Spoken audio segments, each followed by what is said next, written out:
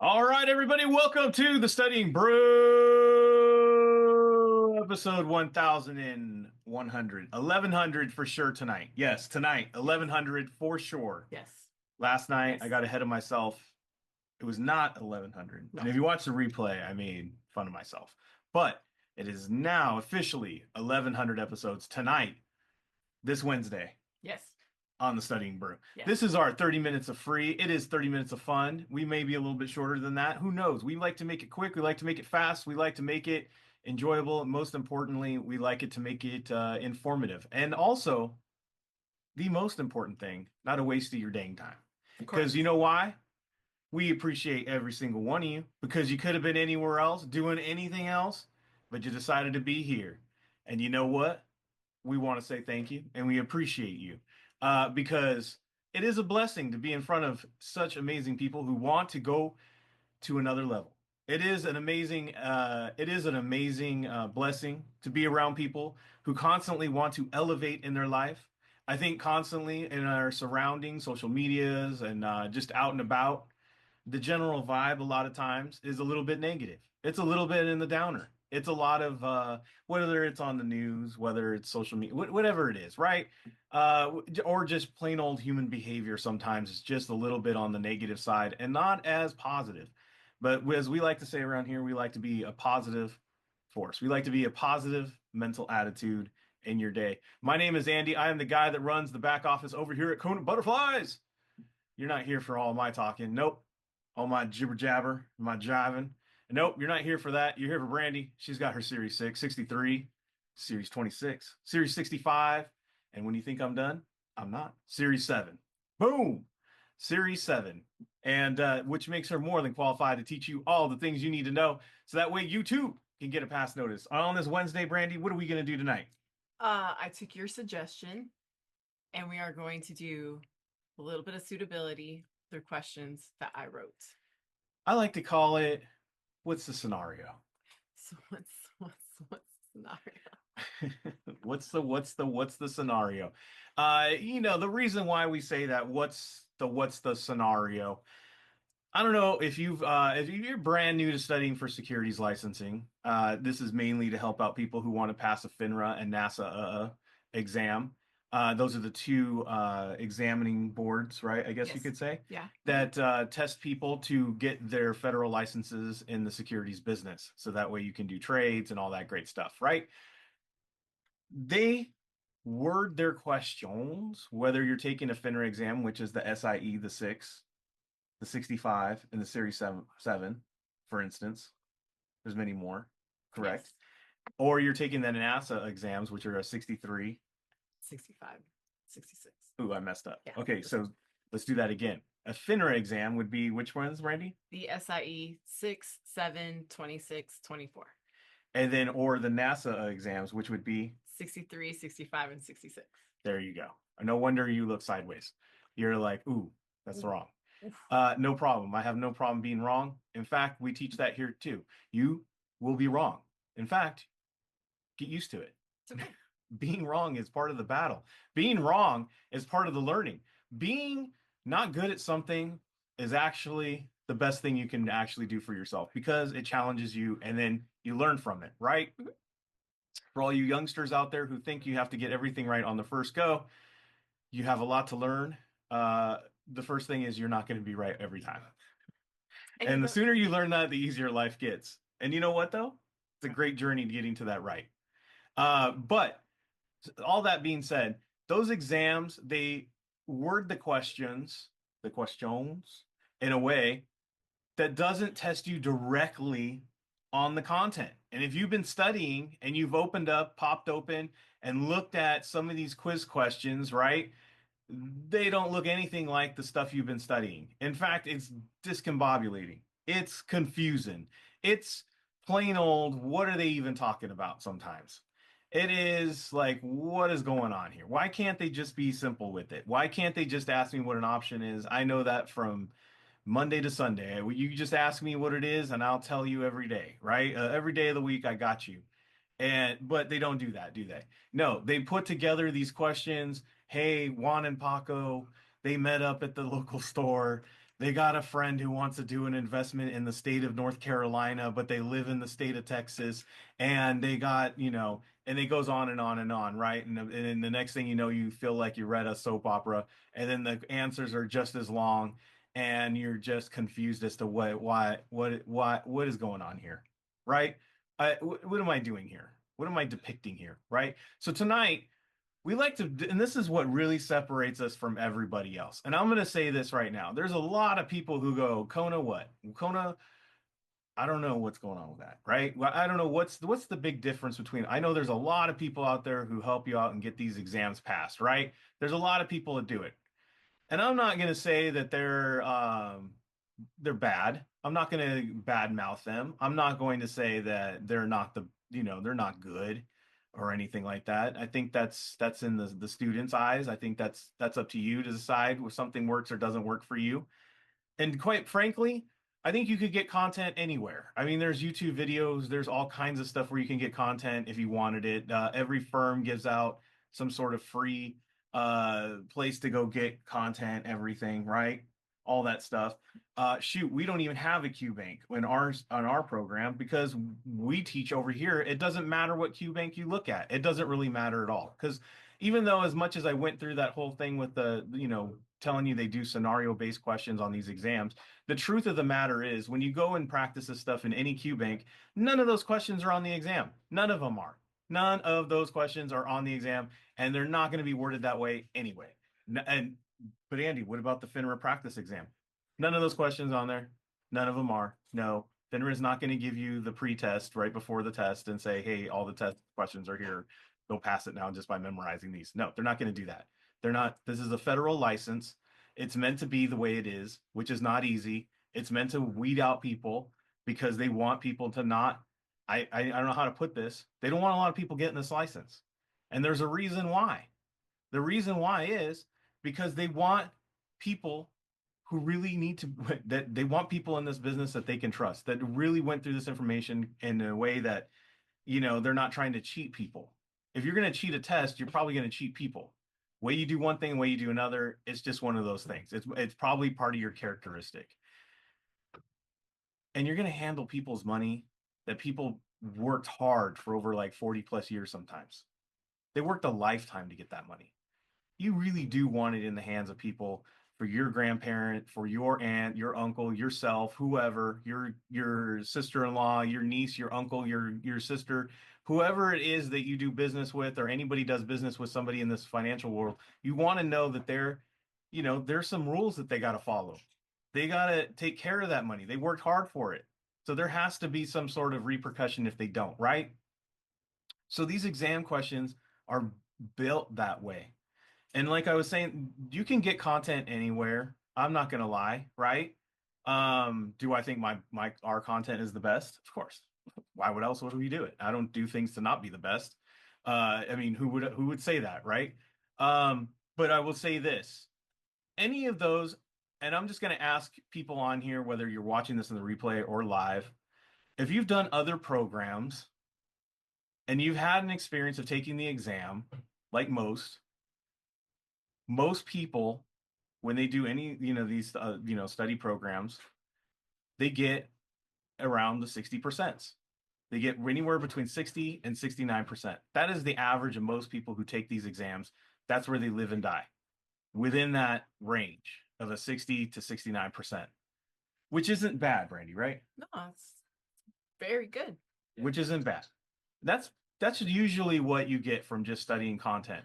That's what you usually get from just doing LEMs. That's what you just get from like going over Q banks. And I know there's like a way that you just go through Q banks and you just like, go through this. There's all kinds of like ways that people try to get these exams done. Look, that's a content way. You live and die in that 60%. The difference between us and all of them is that we focus on getting you that extra 10%. And how do we do that? It is our test taking techniques. You can go down the line on Instagram on all of our Hall of Fame and you can read everybody's testimonials. I quote them even with their bad grammar. Sorry, if you send me stuff with bad grammar, it's not my fault. I like to quote it exactly how you wrote it. I don't want anybody to think I edit it. So that way, I think it's more authentic if someone sent it to me, and then people can read it. So you can read it. Test taking techniques every time. That is the 10% that we focus on. That is the 10% that bumps you up. And we focus on one thing only. The motto here is, I just want to pass a dang exam. That's it. We just focus on passing a dang exam. You can say any other expletives in there if you want, if you, that's how you do. But we just focus on passing that exam. That's it. It's a system to pass these exams. It is the test taking techniques. It is the ability to look at questions, decode it, and simply make the connection to get a right answer. Am I up here telling you that you're going to be so fluent in options that you can get in front and be an options trader and tell everybody on how to do trading options right as soon as you go through all of our content? No, I'm not doing that. But I am telling you this, we are going to give you that extra edge you've been looking for to get past that 69% bubble, get past that 66% bubble. Are you stuck in your 50 to 40% all the time when you quiz and you've gone through all the content, you've gone through it 3, 4, 5, 6, 8, 9, 10, 20 times? You've done what everybody else said, read the book, read the book, read the book. You read the dang book 2, 3 times, right? You wrote all the notes. You went to multiple camps, the boot camp, the cram course camp, the extra camp. I went over and did 62 hours, 82, however they do it. And you're like, you got the content. I'm going to tell you right now, most people don't fail these exams because they lack content knowledge. They fail these exams because they lack the ability to get through the questions in a very efficient, tactical way. And that's what we do with these techniques. It is a strategy, it is a tactic, it is a way to go at these questions, to approach it as a professional person who is needing to get multiple exams completed. That is what we're doing here. That's the difference. Do we have content? I would say our content and everything is a bonus. But the main thing that we're showing you here is the extra 10. We do a little bit of the free, but you can also get onto our paid. And we start as low as the cost of like 2 people eating at Carl's Jr. or Hardee's or whatever part of the country you're at. Whataburger.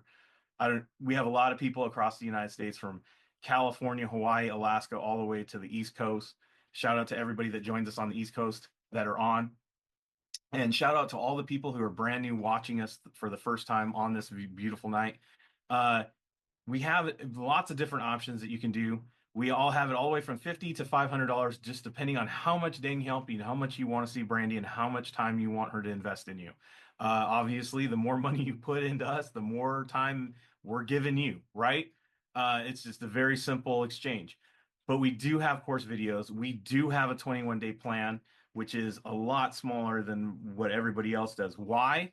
Because the content is not as heavily needed when you go through our program. In fact, Brandy's trying to get you through the content within 7 days, and then the rest of the time, we're literally learning how to master an exam through those live sessions, through those all member sessions, those exam mastery sessions that we have during the week. We even have exam specific mastery sessions. We have replays available so that if you can't be there because you're running a business or you got, I don't know, if you're babysitting grandkids, all the way to like if you just gotta, go to work, right?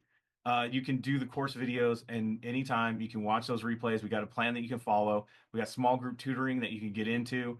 We even have one-on-one tutoring. We got daily accountability if you need it. Like I said, the more we put in, the more you pay, but I feel like that's fair. But as like I said, as low as $50. Isn't $50 worth it to go get that extra 10% that you've been struggling with?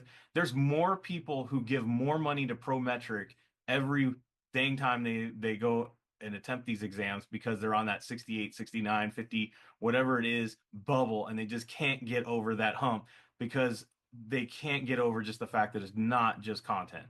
So if it's worth that extra $50 to get you past that one exam or two or three, I would say it is. Go check us out, scan the QR code, hit the links, books for sale, SIE 66326. Videos are interactive in those, but you got to be a member. And soon I'm actually going to put a couple free ones in there too for the folks who have not checked this out yet, but you have the book. Stay tuned for that. Kona community on the Discord. That is our community where you can basically post questions, whether you're a member or not. say, hey, this is a screenshot of a question that makes no dang sense to me. Brandy, can you help me out? Kona family, can you help me out? We have that available because sometimes we're studying and we got a question that just keeps us up. Like we just can't go to bed because this dang question just got us going. So you can do that over there or just get help. We have tons of resources over there to help you out through this journey. 951-290-3077. That give us a call, give us a text. Also, we got the Instagram. Check that out. Scan the QR code. And if you are into emailing still, KonaButterflyz@gmail.com. You can send a message over there as well. That's fine. Yeah, scan the QR code, hit the links. We got all that in there.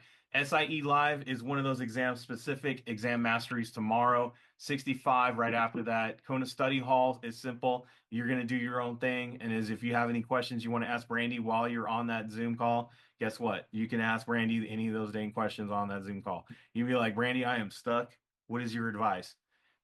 That's what the study hall's for.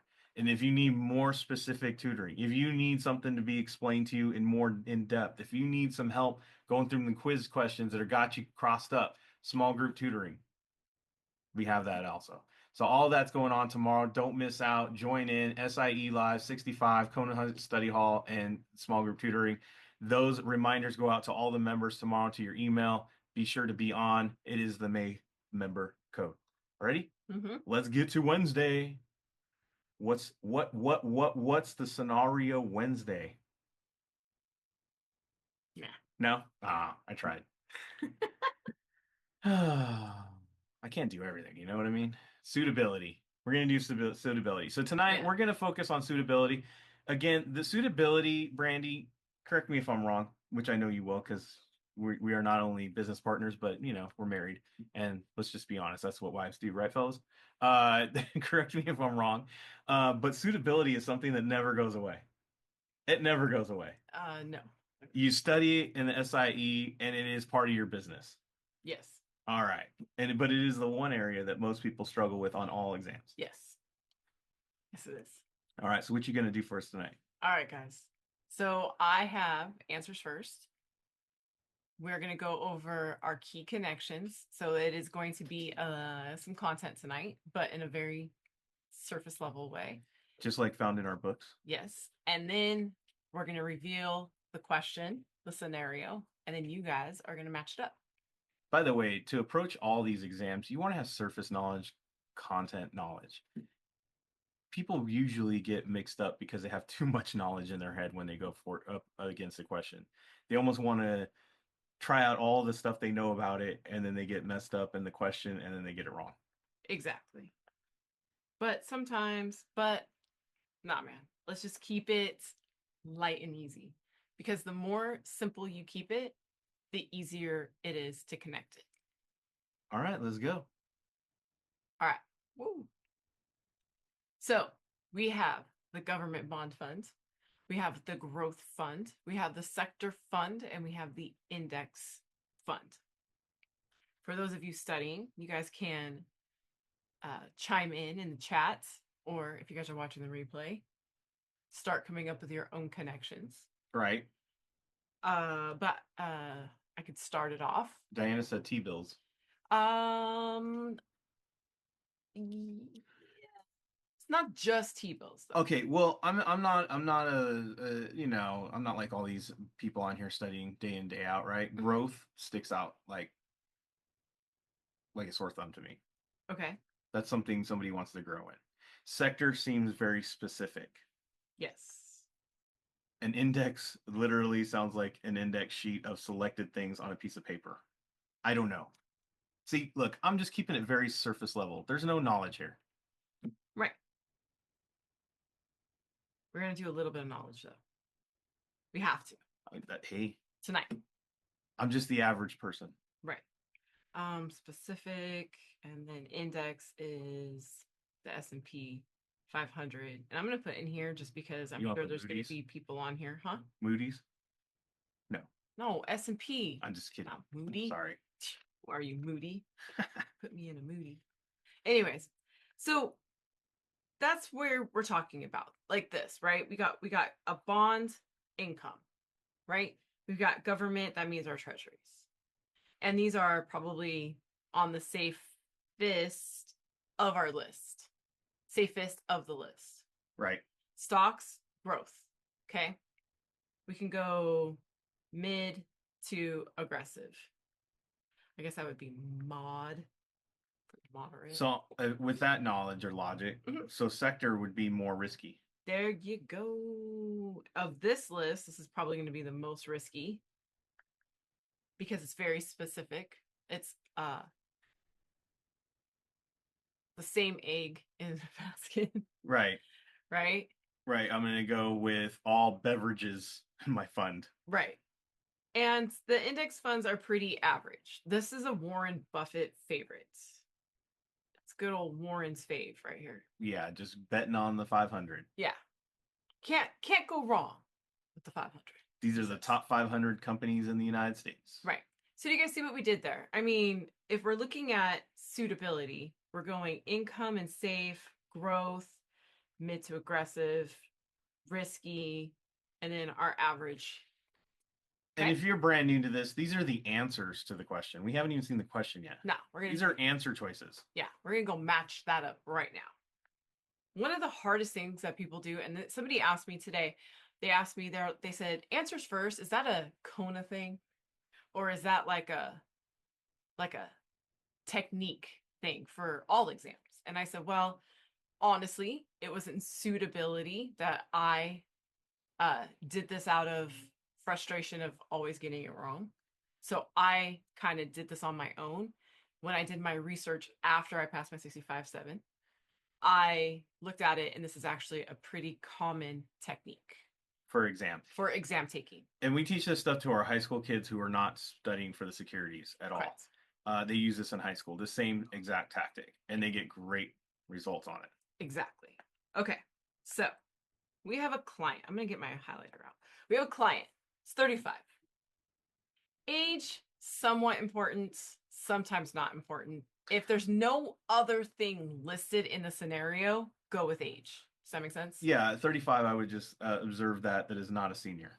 Right. That's probably where I would leave it. There you go. Client is self-employed. His income varies, but has a little saved up to invest in his future. For his future, sorry. He's willing to take some risk, but also needs to be able to use funds on the months that his income is low. What is most suitable? So we got the some risk, but we also have invest for his future. And then he needs some liquidity.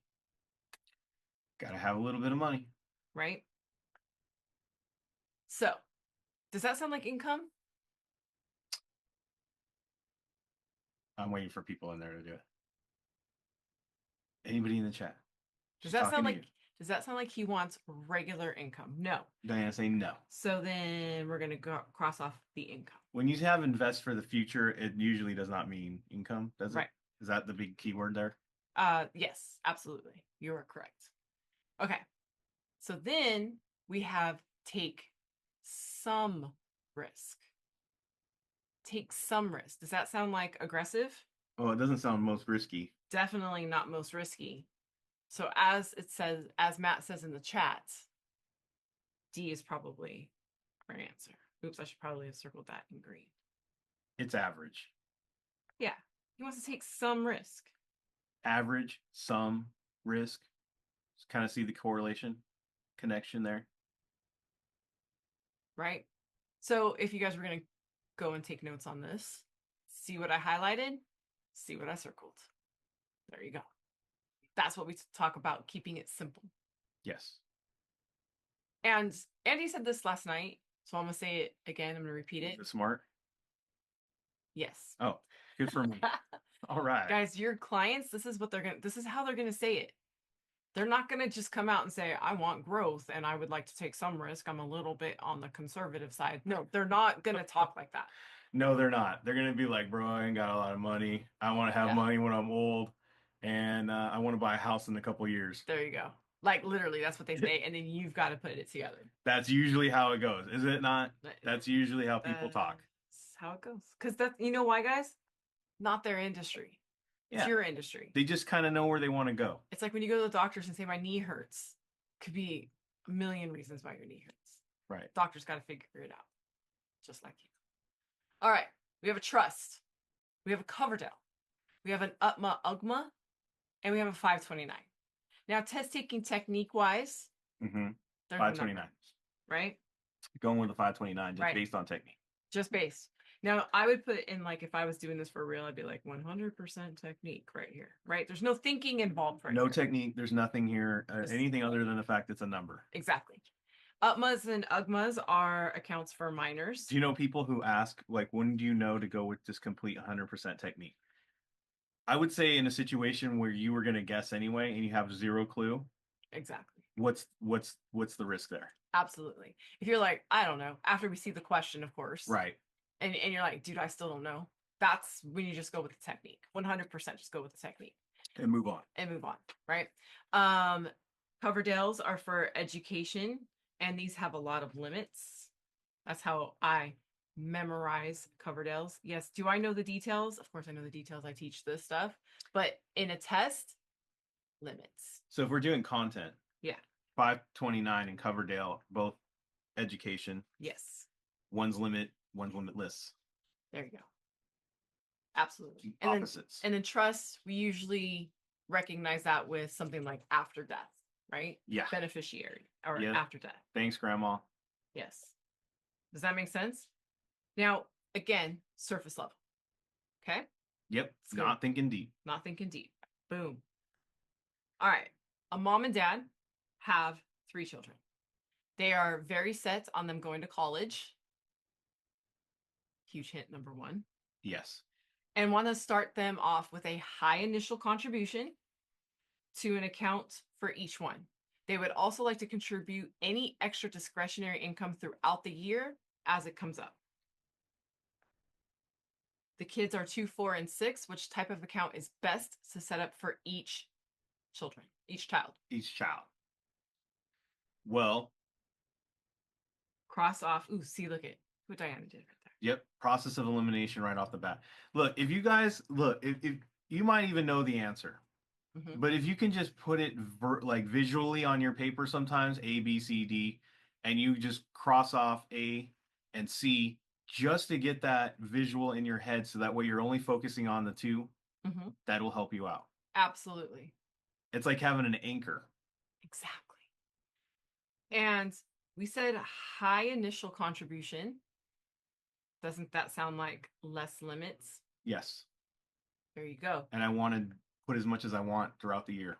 Exactly. You can't do that with a limit. Now, would you need to know that the Coverdales have a $2,000 per year per child limitation, and the 529s have a very high contribution? You see what I'm saying? You could get caught up in the details of everything, or we didn't need it at all here. We just needed to know one had limits and one has less limits. By the way, that is exactly how our books are written. So that way you can just get that easily memorized and not a long paragraph of knowledge. You can easily just memorize what you need to know to get that connection. Also want to point out, if you would have gone with 100% technique, would have been right. Just saying. Okay. Money market fund, U.S. government bond fund, California municipal bond fund, blue chip stock fund. Check this out. 2 letters. Yes. Technique. Diana's saying liquid, and that is exactly what we use money markets for, liquidity. We talked about up there on another question that government bond funds are for income and are the safest of the investments. Content-wise, munis are for high tax brackets. High tax brackets.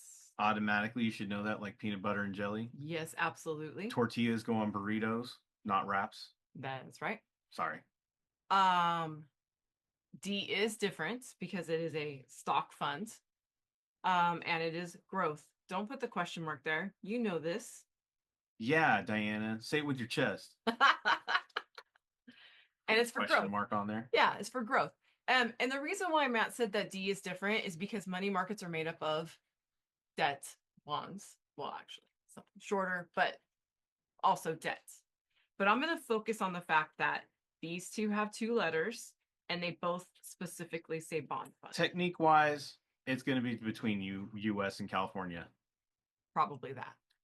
It's going to be between those 2 choices because they're most similar. Right. So technique wise, if you have no clue, again, going at it with a strict strategy, I would focus probably on those two prior to seeing the question, of course. Exactly. Rosie is the CEO of a huge corporation located in Southern California. Guys, look, I've been doing this for a long time. Can't be that simple. You got it. It's a hint. Okay. She is a CEO.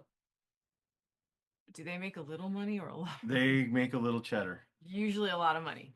She also has a large net worth of assets. She's looking into something that can provide preservation, but also tax efficiency. Oh, wait, but is also tax efficient. What is the most suitable?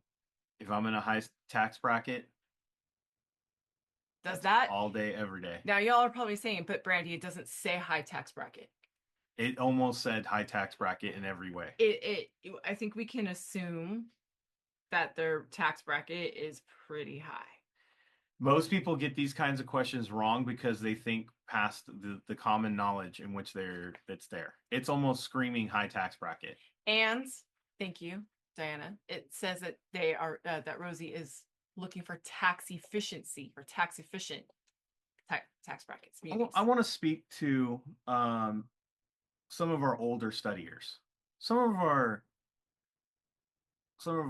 most seasoned, yes, most mature studiers. Yes. Been around a minute. Yeah. Know a thing or two about a thing or two. Yeah. Not a young whippersnapper. Guys, ladies and gentlemen, you have a ton of knowledge. Yeah. That you have accumulated over a lifetime. Yeah. Do not discount your common sense. No. It is very strong. Yes.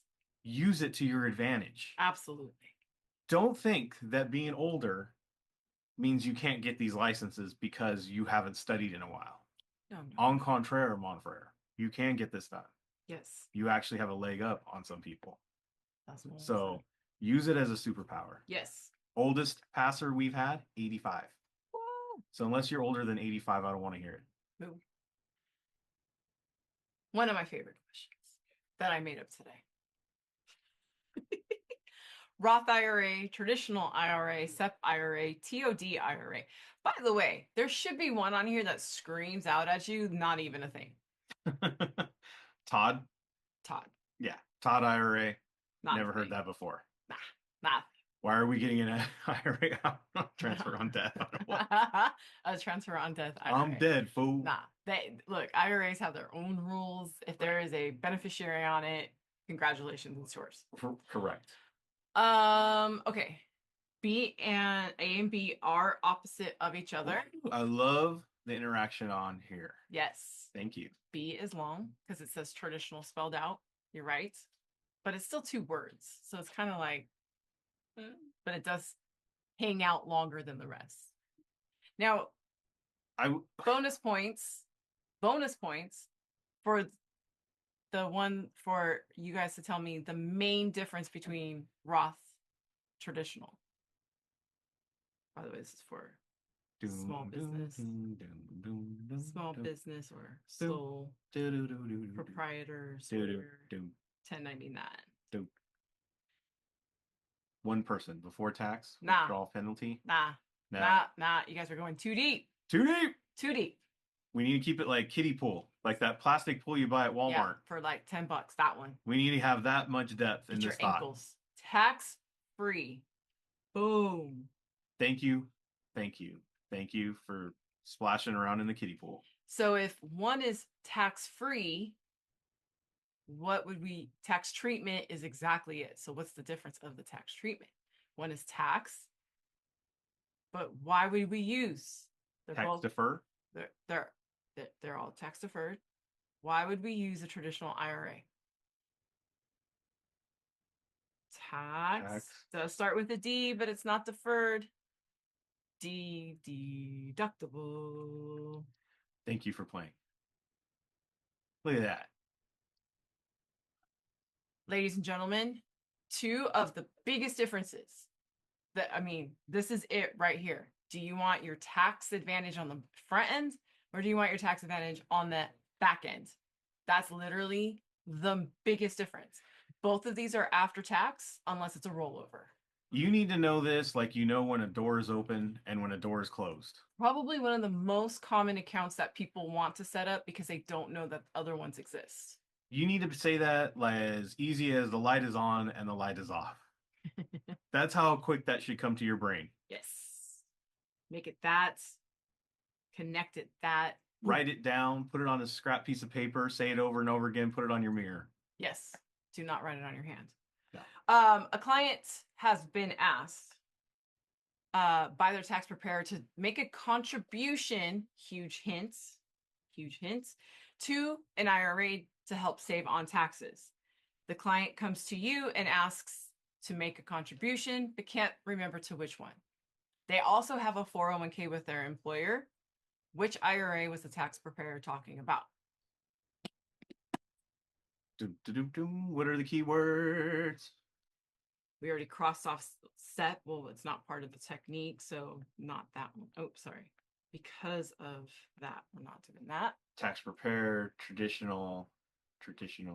We're talking about the contribution. We're helping save on taxes. Tax deductible is what we're looking for in our answers. You guys do not get a tax deduction for a contribution to a Roth IRA. Instead, you get a tax-free withdrawal if you are 59 and a half and held the account longer for 5 years. This is fun. This is a star this on YouTube and keep this in your arsenal. Speaking of that, yes. Catch these replays on YouTube. Subscribe, share, let somebody know. Yeah. Let's do this one. ABC. ABC stock funds. ABC stock. Easy as 1, 2, 3. XYZ stock fund. CDE blue chip fund. LMN global opportunities fund. Test taking techniques practice Tuesday. ABC is one stock. This is different because not a fund. Not a fund. Usually not as much fun. That's true. XYZ is the opposite. It's that's hilarious. I didn't even catch the ABC and XYZ. D is long. It is the world. Guys, are these all stocks? Are these all stocks? Some bonds? Like what? Do you guys see something like that? Come on, 65er. Where you at? These are all stocks. Exactly. So these are all stocks. So that would mean that they're used for growth, right? So we're going to take growth off the table.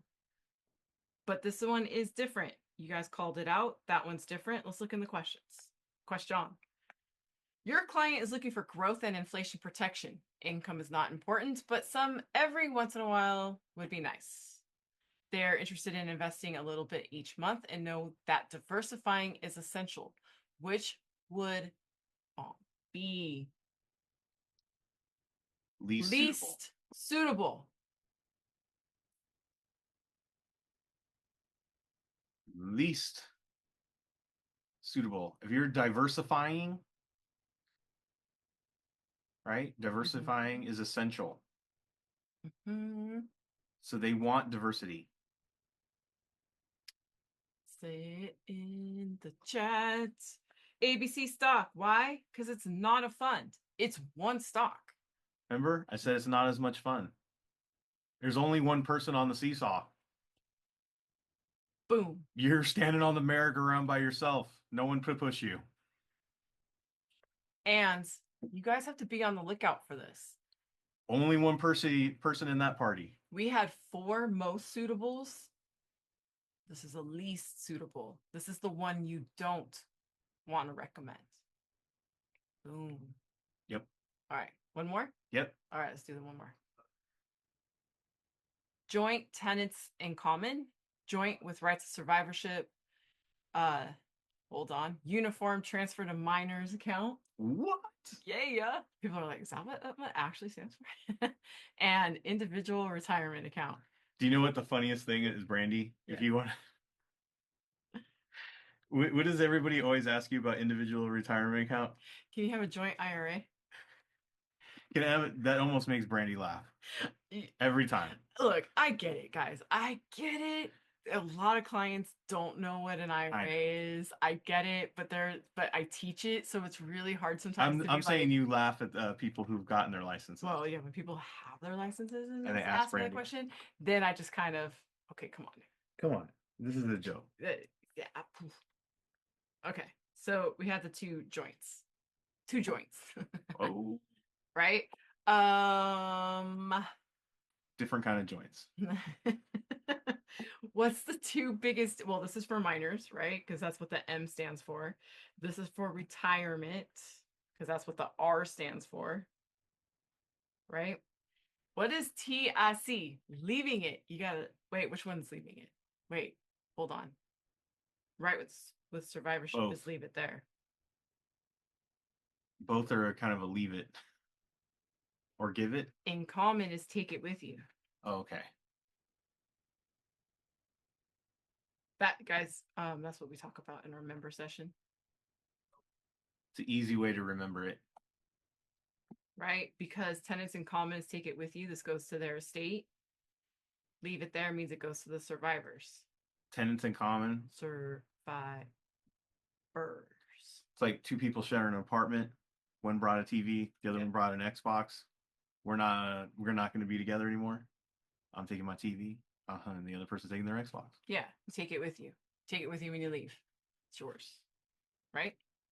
But in a rights with survivorship, we're gonna leave it there. It goes to the I'm gonna leave my Xbox because I'm buying a PlayStation. Right. I'm just kidding. All right. Okay, you ready for the question? Whew, it's a doozy. I'm just kidding. It's actually not that bad. Three brothers decided to start a little investment account on the side for something to leave to their families in case something happened to them. They're very close and do most things together. Each brother decided that their portion should be left to their family. Which account would be most suitable? What are the keywords in the question? I know there's some people that are jumping to answer it, but we need to focus on keywords because that is how we're going to master the exams. We don't master questions, we master exams. We got to look for the keywords that point us every time to the right answer. What is it asking you really? This is where the decoding process happens. This is where the exam mastery happens in the membership. We start to really take apart these questions. How do we get to that answer specifically? It is the difference between getting it right and wrong every time. What is that keyword? I think Matt said it right there. He did.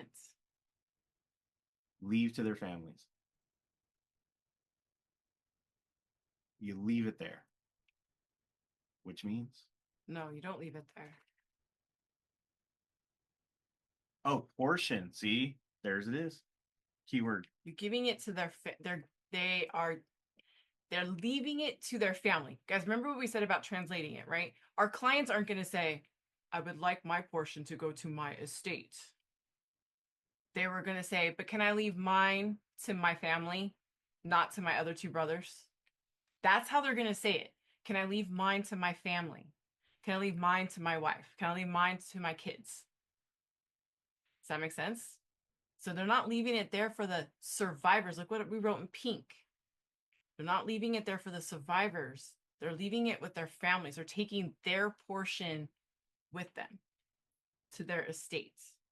And that is why it is joint tenants in common. Okay, look, don't be giving me flack. I wrote this thing. Obviously, I'm just kidding. To their wives. I didn't want to assume. You never know. You never know. But anyways. But that would be necessarily you need to put that deliberately in your wants for when you're dead, right? Because that's a different situation. Right. So that would definitely have to be highlighted. Why? What? Yeah. Okay. That's so funny though. But yeah, so okay, so what you're saying though is in the future make this a little clearer when I write this question out. Guess so. I guess so. I'll take it. You never know. All right, everybody. Well, thank you for being here. Thank you for playing. I hope you guys learned a little bit about the suitability, and plus you learned a little bit about what we do and how we focus in on passing these exams exactly. What is the difference between Kona and the rest? That was a small portion of what we do in those exam masteries. Brandy really focuses in on those questions and giving you the scenarios, giving you, hey, let's work this out together. Hey, let's be wrong together. Hey, let's put it in the chat. Hey, let's learn from this. How do we apply this to the real exam and get it right? Not just here's another explanation of options yet again. Right. Let's really learn how to master this thing so I can get a pass. Because what is the motto here? Let's just pass the dang exam. Exactly. All right, we got sessions tomorrow for all you members. Hope you're all there. We'll be back for the Studying Brew tomorrow night. We're going to go over 6 different questions, 6 different exams. It's going to be a lot of fun. It is content. It is techniques. It's going to be amazing. As always, same bat time, same bat channel. Hope to see you there. Stay safe out there. Wash your hands. Don't touch your face. Don't touch your friend's face. That's all I know. Keep the positive mental attitude. PMA, everybody. Have a great night. Thank you all so much for being on. We so super appreciate you. Practice the keywords and the surface level content in your quizzes. We will see you guys tomorrow. Have a great one.